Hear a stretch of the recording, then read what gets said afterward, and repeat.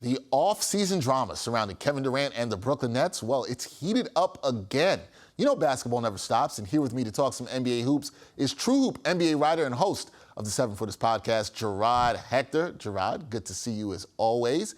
We had the news earlier this week that KD gave the Nets some more demands, basically telling Nets Governor Joe Tsai that it's either him or head coach Steve Nash and GM Sean Marks. And there's been a lot of talk that this is an ultimatum. But Tsai took to Twitter to back his coaching staff and front office, but couldn't Joe Tsai's response to KD easily have been, or what else?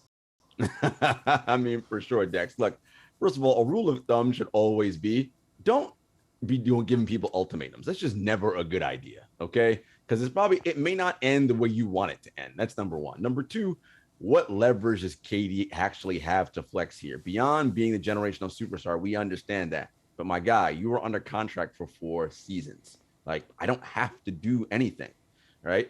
And the other piece about this is that Durant, he is saying, get rid of Nash, get rid of Sean Marks. But you okayed Steve Nash being the head coach here.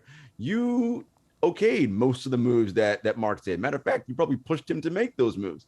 So this really isn't painting him in a positive light right now. Yeah, and when we talk about that, about him being painted in a positive light or not, I think with these recent demands, Jarod, from KD, it's fair to ask, well, what is the Brooklyn superstar searching for here? That's the thing. If I had the answer to that, man, I'd be in a whole different line of work. Look, KD, as I said before, generational talent. I think the best player in the world, one of the greatest basketball players I've ever seen, for sure. Maybe not in terms of resume and accomplishments, but top 10 in terms of pure ability, bar none. But he has what we call a wandering spirit, right? And for whatever reason, there are things out there that he's looking for. Now, to be fair to him, the last 2 times he left his destinations, he was well within his right to do so. His contract had ended, and he's like, all right, I'm going to look for something else.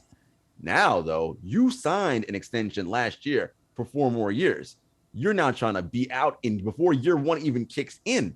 That is the poor look. What is he looking for? I don't know. But without playing psychiatrist, which I'm not, there needs to be something in his life outside of basketball that he enjoys. I don't know what it is, but he's got to find it and find some centeredness and peace with something else. Interesting thoughts there for sure. Now, lastly, Jarod, training camp's approaching. It's next month. So will KD even be there for training camp? Does he get moved? How do you see this whole situation with KD and the Nets playing out?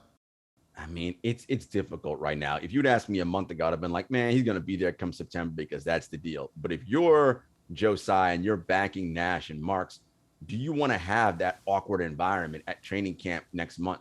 Not to mention his BFF, Mr. Kyrie Irving, right? Mr. Third Eye, keep your third eye open, Kyrie Irving. That seems like a recipe for an awkward at best, disastrous at worst situation. So maybe you say, you know what? Both of you guys stay home. We'll keep paying you until we move you because we can't have you around the team right now. Ooh, I'm not sure Nets fans want to hear that. I'm not sure that's not what they want to see happen at training camp. Of course, it's not what they want to see. Look, this team should run it back with who they have, and they'd be in the mix to contend. And by the way, these are all moves that Durant okayed. So this mess is largely your making. And now you're like, I decided I don't want this anymore. I'm out of here. It's like, again, this is a bad look. And someone who loves ball as much as Durant, I said this before, if you're Tsai, hold his feet to the fire. Okay, you're going to sit out? I dare you to sit out for 4 years. Because here's the thing. I would hate to lose you now at 34 for pennies on the dollar, but losing you at 38 when you're not going to be anywhere near as good as you are now for nothing, I'm cool with that.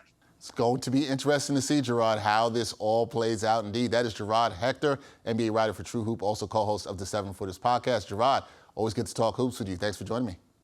Thank you, man.